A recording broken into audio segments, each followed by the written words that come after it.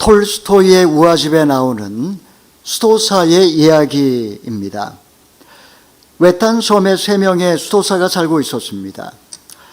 어느 날 주교가 섬에 도착해 보니 그들은 주기도문조차도 모르고 있었습니다. 그는 주기도문을 가르쳐 주었습니다. 그가 섬을 떠나 바다 한가운데 이르렀을 때 새 수도사가 바다 위를 걸어 오고 있었습니다. 주교님, 주기도문을 잊어버렸습니다. 주교는 어안이 벙벙했습니다. 형제들이여, 그대들은 어떻게 기도하였소? 그러자 그들이 이렇게 말합니다. 우리는 그냥 이렇게 아뢰지요. 하나님, 죄인인 제게 자비를 베풀어 주옵소서. 주교는 그들의 거룩한 갈망에 탐복하고 말았습니다. 오늘 본문의 모세도 하나님 앞에 이런 갈급함을 품고 나와 있습니다. 그는 위대한 사명을 받았습니다. 이스라엘 백성들을 이끌어야 합니다. 광야를 지나가야 합니다. 약속의 땅으로 나아가야 합니다. 이때 모세의 마음은 가나안 땅에만 머물지 않습니다. 그는 길보다 하나님을 구합니다. 목적지보다 동행을 원합니다. 사명보다 임재를 갈망합니다. 그는 하나님께 기도합니다. 주님, 주님의 영광을 보게 해 주십시오. 여러분, 우리는 신앙생활하면서 무엇을 가장 많이 간구합니까? 문제 해결입니까? 성공입니까? 아니면 안정된 미래입니까? 물론 그것도 필요합니다. 하나님은 우리의 필요를 외면하지 않으십니다. 오늘 본문은 우리에게 좀 더 본질적인 질문을 던지고 있습니다. 너는 하나님 자신을 구하느냐? 너는 진정 주님의 임재를 갈망하느냐? 혹시 너는 하나님 없는 성공도 괜찮다고 그렇게 생각하고 있지는 않느냐?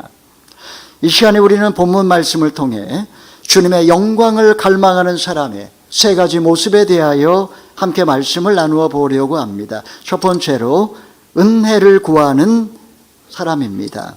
우리 12절의 말씀 읽어보겠습니다. 시작. 모세가 여호와께 말했습니다. 주께서 내게 이 백성들을 이끌라고 줄곧 말씀하지 않으셨습니까? 그러나 나와 함께 누구를 보내실지 알려주지 않으셨습니다. 주께서 말씀하셨습니다. 내가 너를 이름으로 알고 너는 내게 은총을 입었다라고 말입니다. 자, 본문은 금송아지 사건을 배경으로 하고 있습니다. 하나님은 이스라엘 백성과 더 이상 함께하지 않으시겠다고 말씀을 하셨습니다. 모세는 차라리 나의 이름을 생명책에서 지워주십시오. 그렇게 하나님께 매달리며 기도하고 있는 내용입니다. 모세는 하나님 앞에 그동안에 자기의 공로를 내세우지 않습니다. 제가 이만큼 헌신했으니 이제 주님 보상해 주십시오 라고 때를 쓰지 않습니다. 그는 다만 주님의 약속을 붙듭니다. 그의 말을 들어보십시오. 주께서 저를 이름으로 아신다고 하지 않으셨습니까? 제가 주께 은총을 입었다라고 하지 않으셨습니까? 모세는 자기 능력으로 여기까지 왔다고 생각하지 않습니다. 오직 하나님의 은혜만을 붙들고 지금 그는 하나님 앞에 서 있습니다. 하나님이 모세의 이름을 아신다는 것은 모세의 전 존재를 아신다는 의미입니다. 그의 과거도, 그의 두려움도, 그의 한계도 아십니다. 그의 외로움도, 그의 마음 깊은 곳에 있는 떨림도 다 알고 계십니다. 하나님의 은혜는 액세서리가 아닙니다. 하나님의 은혜는 사명의 근거입니다. 은혜 없이 한 발짝도 걸어갈 수 없습니다. 모세는 위대한 지도자였지만 하나님의 은혜 없이 한순간도 살아본 적이 없었습니다. 여러분, 우리도 하나님으로부터 사명을 받았습니다. 사명은 각자입니다. 가정에서, 일터에서, 교회에서, 세상에서 제자로 살아가야 합니다. 어느 순간에 우리는 이 사명의 주인을 잊어버리고 맙니다. 주의 일을 한다고 하면서도 주님 없이 그냥 버티는 사람이 됩니다. 책임은 커지는데 은혜는 말라가고 해야 할 일은 많은데 하나님 앞에 머무르는 그 시간은 줄어듭니다. 그때 사명은 짐이 되고 봉사는 의무가 되고 신앙은 책임만 남은 종교가 되고 마는 것이죠. 자, 이렇게 하나님에게 은혜를 입은 사람은 하나님께 무엇을 구해야 할까요? 13절의 말씀 읽어보겠습니다. 시작. 주께서 나를 기쁘게 여기신다면 제발 주의 길을 제게 가르쳐 주셔서 내가 주를 알게 하시고 계속해서 주께 은총을 입게 해 주십시오. 또 이 민족이 주의 백성들임을 생각해 주십시오. 자, 모세는 주의 길을 열어달라고 기도하지 않습니다. 그는 주의 길을 가르쳐 달라고 기도합니다. 여러분, 길이 열리는 것은 길을 아는 것과 다른 차원의 문제입니다. 우리는 길이 열리면, 내 인생의 길이 열리면 그것이 하나님의 뜻이라고 착각을 합니다. 열린 길이라고 해서도 하나님의 길은 아닙니다. 성공이 와도 그 성공이 다 하나님으로부터 온 것이 아닐 수 있고, 그 성공이 나로 하나님께 오히려 더 멀어지게 할 수도 있습니다. 기회가 온다고 해서 그 기회가 우리의 영혼을 병들게 하는 경우도 적지 않습니다. 잠언 14장 12절은 말합니다. 어떤 길은 사람의 보기에는 바르나 그러나 필경은 사망의 길이니라. 사람의 눈으로 볼 때는 바른 길처럼 보여도 하나님에게는 멀어지게 하는 길이라면 그것은 더 이상 생명의 길일 수 없습니다. 신명기 8장 11절에서 14절을 보게 되면 이스라엘이 광야를 지나 풍요의 땅에 들어갈 때 하나님을 잊어버릴 수 있다라고 경고하고 있습니다. 성도에게 중요한 것은 내 인생의 길이 열렸을 때, 내 삶의 기회가 찾아왔을 때 그 길에서 하나님을 더 기억하게 되느냐, 아니면 하나님으로부터 더 멀어지느냐, 이거를 살펴봐야 합니다. 소설 반주의 제왕에 보게 되면 보로미르라고 하는 인물이 나옵니다. 그는 용맹한 전사입니다. 그는 절대 반지를 보며 생각합니다. 이 힘을 우리가 사용한다면 위기에 처해 있는 우리의 민족을 구할 수 있지 않을까? 여러분, 겉으로 볼 때는 선한 목적입니다. 안타깝게도 그것은 생명의 길이 아니었습니다. 반지는 선한 목적까지 왜곡시킬 수 있는 힘이 있었습니다. 숨겨져 있는 탐욕을 보지 못한 그는 결국 이 반지를 빼앗으려고 하다가 결국 무너지고 맙니다. 영화를 보게 되면 그가 화살에 맞아서 결국은 죽게 되죠. 여러분, 이것이 우리의 모습은 아닐까요? 우리는 하나님을 쫓는다고 말합니다. 하지만 정말 나에게 100억 원이 주어진다면 나는 어디까지 타협할 수가 있을까요? 이것은 욕망의 문제가 아니라 방향의 문제입니다. 어떤 길은 그럴듯해 보입니다. 기회처럼 보이고 선한 목적처럼 보입니다. 만약에 그것이 내 욕망을 자극하고 주님으로부터 멀어지게 한다면 그것은 멸망의 길일 수 있습니다. 주님의 뜻이 아닌 방식으로 뜻을 이루려고 할 때에 영혼은 서서히 병들어가게 되는 겁니다. 사랑하는 여러분, 모세는 길을 열어달라고 기도하지 않았습니다. 주님의 길이 무엇인지 가르쳐달라고 기도합니다. 제자는 내 인생 가운데 열린 문을 향하여 달려가는 사람이 아니라 그 문 앞에 질문하는 사람입니다. 주님, 이 길이 정말 주님의 길입니까? 주님, 진정 이 길이 나를 살리는 길입니까? 정말 은혜를 입은 사람은, 정말 하나님으로부터 은혜를 입은 사람은 기회를 붙드는 사람이 아니라 하나님의 길을 분별하고 하나님의 길에 순종하는 사람인 줄로 믿으시기를 바랍니다. 자, 주님의 영광을 갈망하는 사람의 두 번째 모습은 어떨까요? 두 번째는 임재를 갈망하는 사람입니다. 하나님의 임재를 갈망하는 사람. 14절의 말씀 읽어보겠습니다. 시작. 여호와께서 대답하셨습니다. 내가 친히 너와 함께 가겠다. 내가 너를 무사하게 할 것이다. 자, 하나님은 모세에게 놀라운 약속을 주십니다. 내가 친히 가겠다. 여러분, 이 말씀을 직역하게 되면 내 얼굴이 갈 것이다. 피나이 예레카, 내가 내 얼굴이 갈 거라고 이렇게 말씀을 하고 있습니다. 하나님의 얼굴은 그분의 임재를 상징합니다. 하나님은 단순히 천사를 보내겠다고 하지 않으십니다. 지도를 주겠다라고도 그렇게 말씀하지 않으십니다. 하나님이 약속하시죠. 내가 친히 너와 함께 가겠다. 여러분, 이것은 목적지보다 하나님의 존재 자체가 더 큰 은혜임을 보여주는 대목입니다. 임재는 신앙생활의 핵심입니다. 하나님이 나와 함께 하신다. 하나님이 주시는 복도 귀하지만 복의 근원은 하나님 자신입니다. 하나님이 주시는 안식도 귀하지만 안식의 근원은 하나님의 임재입니다. 하나님은 내가 너를 무사하게 할 것이다 이렇게 말씀하셨습니다. 자, 우리말 성경에서는 내가 너를 무사하게 할 것이다 번역을 했지만 개역 개정판을 보게 되면 내가 너를 쉬게 하리라 하십니다. 참된 안식은 그냥 이 세상에서 형통하고 환경이 평안하고 이런 데서만 오지 않습니다. 하나님의 얼굴 앞에 머무를 때에 임합니다. 여러분, 제자란 무엇일까요? 제자란 어떠한 상황 속에 있다 할지라도 주님의 얼굴만을 구하며 그분의 임재 안에 머무르는 사람, 이런 사람을 제자라고 부르는 겁니다. 여러분, 우리는 안식을 원합니다. 이 안식을 어디에서 찾을까요? 장소에서 찾습니다. 여행을 가면 쉴 것 같고, 일이 줄어들면 좀 쉴 것 같고, 문제가 해결되면 좀 쉴 것 같습니다. 여러분, 이런 몸의 쉼도 필요합니다. 하지만 참된 안식은 나의 존재가 하나님으로부터 온전히 받아들여졌다는 확신, 하나님이 지금 나와 동행하고 계신다라고 하는 믿음에서 흘러나옵니다. 인간은 세상 속에 고아처럼 불안합니다. 하나님이 없는 인간 존재는 이렇게 버려진 존재로 두려워하고 불안해할 수밖에 없습니다. 반면에 성도는 하나님께 사랑받는 자녀입니다. 하나님의 임재 안에 살아가는 존재, 바로 이런 존재가 성도라는 겁니다. 내가 친히 너와 함께 가리라. 자, 이 약속을 받은 모세의 반응은 어떠할까요? 15절의 말씀 읽어보겠습니다. 시작. 그러자 모세는 여호와께 말했습니다. 주께서 친히 우리와 함께 가지 않으시려거든 아예 우리를 여기서 올려보내지 마십시오. 자, 모세의 앞에 젖과 꿀이 흐르는 땅이 기다리고 있습니다. 이때 모세가 말합니다.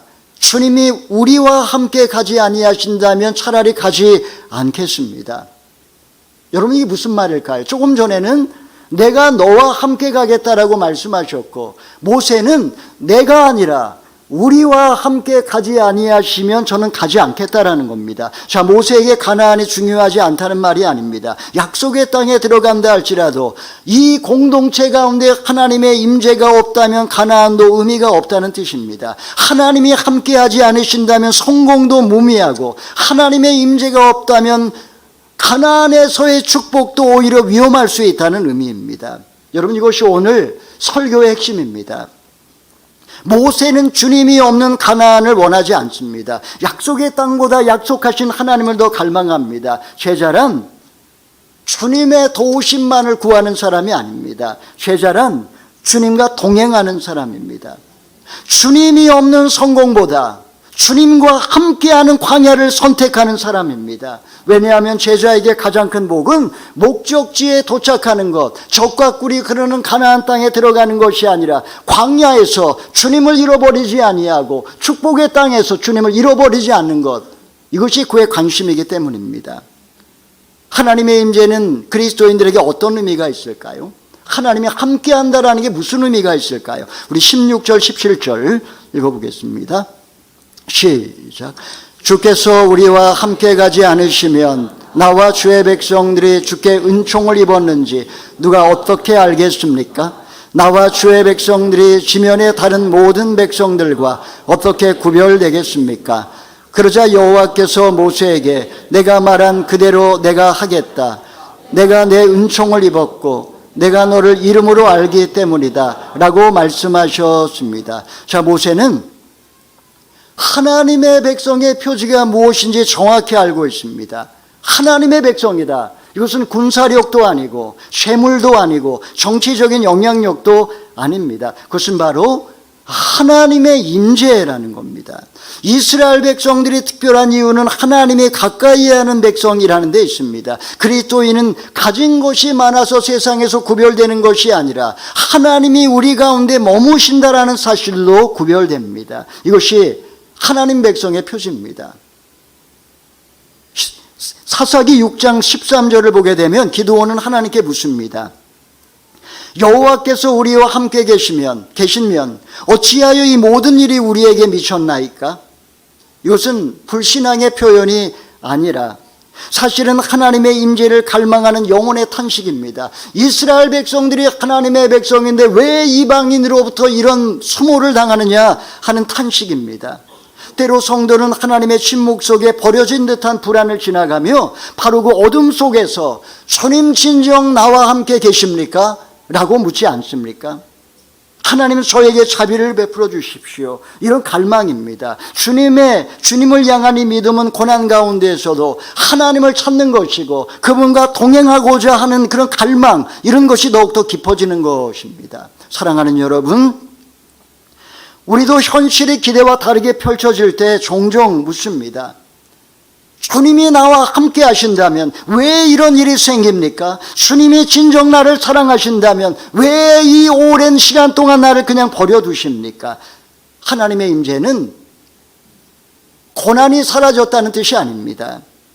하나님의 임재는 고난 속에서도 내가 버려지지 않았다는 의미입니다.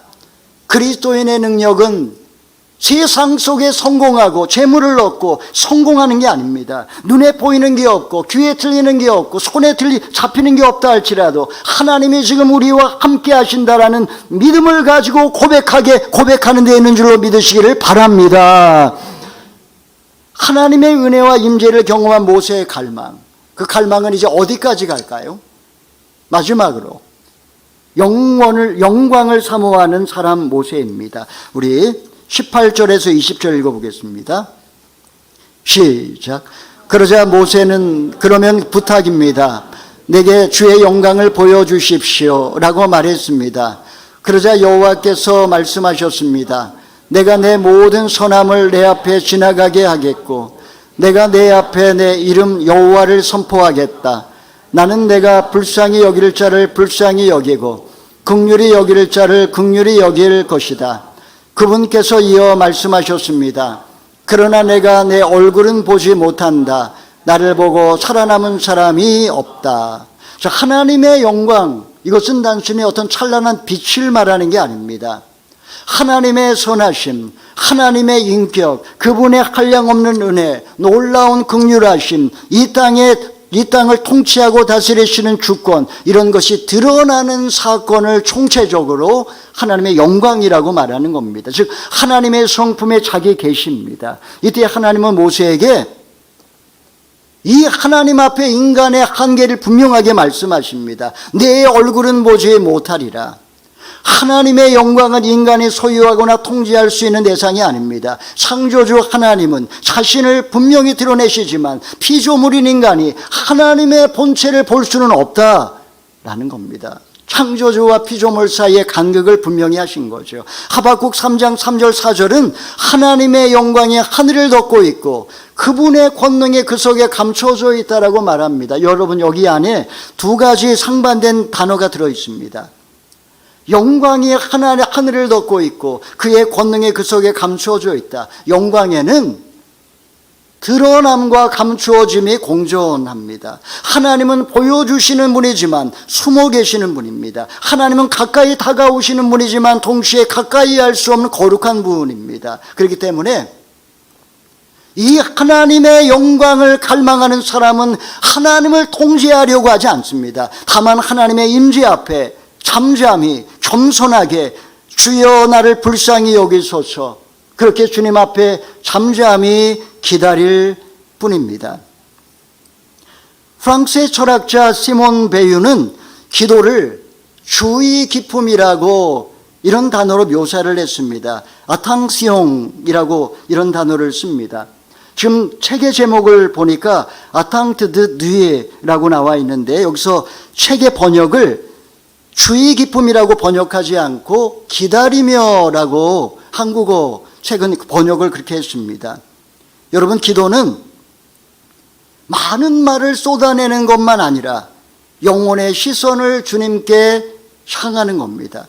우리는 하나님 앞에 아무 말도 할 수 없을 때가 있습니다. 그때도 기도가 끝난 것은 아닙니다. 주님 앞에 머무르는 것, 무너진 것을 온전히 주님께 다시 한번 집중하는 것, 흩어져 있는 나의 시선을 다시 주님의 얼굴을 향하여 듣는 것, 주님의 음성이 들리지 않지만 그러나 잠잠히 주님 임재 앞에 머무르는 것, 기다리는 것, 이런 것이 바로 기도입니다.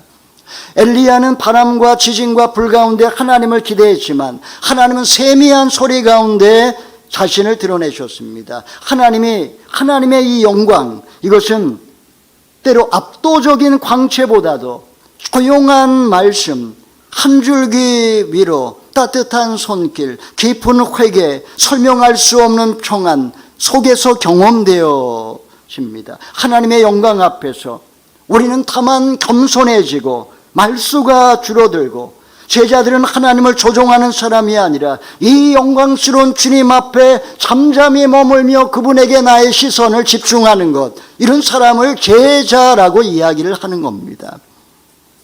하나님은 모세에게 어떻게 자신의 영광을 보여주실까요? 우리 마지막으로 21절에서 23절 읽어보겠습니다. 시작. 그러고 나서 여호와께서 또 말씀하셨습니다. 자, 내 가까운 곳에 바위가 있으니 그 위에 서 있어라. 그러면 내 영광이 지나갈 때 내가 너를 바위 틈새에 두고 내가 다 지나갈 때까지 내 손으로 덮을 것이다. 그러고 나서 내가 내 손을 뗄 것이니 너는 내 뒷모습만 보고 내 얼굴은 보지 못할 것이다. 자, 여기에 반석, 바위가 나옵니다. 여러분, 이것은 예수님을 상징합니다. 만세반석 열리니 내가 들어갑니다. 만세반석 열린 곳에 내가 편히 쉬리니, 이런 찬양의 가사처럼 반석은 예수님을 말하는 거죠. 자, 그런데 하나님께서 모세를 반석 사이에 두십니다. 손으로 그 위를 덮으십니다. 하나님의 모세에게 영광을 보여주실 때 먼저 그를 보호해 주시는 겁니다. 모세는 하나님의 얼굴을 보지 못합니다. 다만 하나님이 지나가신 뒤 그 잔영을 볼 뿐입니다. 그것으로도 충분합니다. 하나님의 뒷모습만으로도 모세는 다시 길을 떠날 수 있습니다. 하나님의 선하심이 지나간 흔적만 보아도 영혼은 다시 살아날 수 있습니다. 여러분, 하나님이 우리를 반석 사이에 두실 때가 있습니다. 내가 원하지 않던 좁은 곳, 정말 견디기 힘든 답답한 시간, 숨겨진 자리, 아무것도 보이지 아니하는 그 현실 말입니다. 우리는 이런 것을 실패라고 부릅니다. 때로 하나님은 우리를 살리기 위하여 반석금에 우리를 두실 때가 있습니다. 내가 더 이상 내 힘으로 버틸 수 없는 그 순간 하나님의 손이 사실은 나를 덮고 계신 겁니다. 그곳에서 우리에게 필요한 것이 무엇일까요? 우리에게 정말 필요한 것, 하나님의 그림자라도 우리가 볼 수 있다면 우리는 다시 일어날 수 있습니다. 여러분, 우리가 세상을 살아가면서 구해야 할 것은 넓은 길만이 아닙니다. 빠른 응답도 큰 성공도 아닙니다. 우리가 진정 구해야 할 것은 주님의 얼굴입니다. 주님의 임재입니다. 주님의 영광입니다. 길은 넓어졌는데 만약에 내가 주님을 잃어버렸다면, 세상에서는 높아지고 세상에서는 성공했는데 내가 그 길을 진정 잃어버렸다면 그 축복은 사실은 축복이 아니라 저주일 수 있습니다. 응답이 늦어져도, 지금 눈에 보이는 게 없다 할지라도 주님과 내가 동행하며 걷고 있다면 그 기다림조차 은혜의 시간이 될 수 있습니다. 제자는 길 위에서 길을 묻는 사람입니다.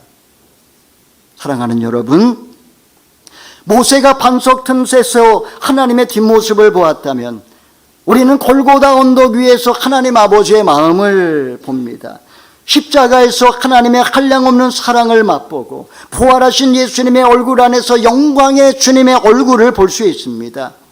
여러분, 주님이 함께 하신다면 광야도 길이 됩니다. 주님이 함께 하신다면 내가 비록 반석 틈에 있다 할지라도 거기가 바로 은혜의 자리인 줄로 믿으시기를 바랍니다. 주님이 함께 하신다면 우리의 사명은 더 이상 짐이 아니라 거룩한 예배가 될 줄로 믿으시기를 바랍니다. 사랑하는 성도 여러분, 6월이 시작되었습니다. 한 해가 금방 지나갈 것 같습니다. 6월은 한 해가 그림자를 남기기 시작하는 계절입니다. 내가 지난 6개월 동안 5개월 동안 어떻게 살았는지, 이제 뜨거워지는 햇살 아래 우리는 속도보다 방향을, 성취보다 동행을, 선물보다 주님의 얼굴을 다시 물어야 합니다. 이번 한 주도 주님의 손보다 주님의 얼굴을, 주님의 선물보다 주님 자신을 갈망하며 매일 매 순간 은혜로 시작하고 매일 매 순간 임재 가운데 걸으며 매일 매 순간 영광에서 영광에 이르기를 소망하며 그렇게 묵묵히 제자의 길을 걸어가시는 저와 여러분 다 되기를 주님의 이름으로 축원합니다. 아멘.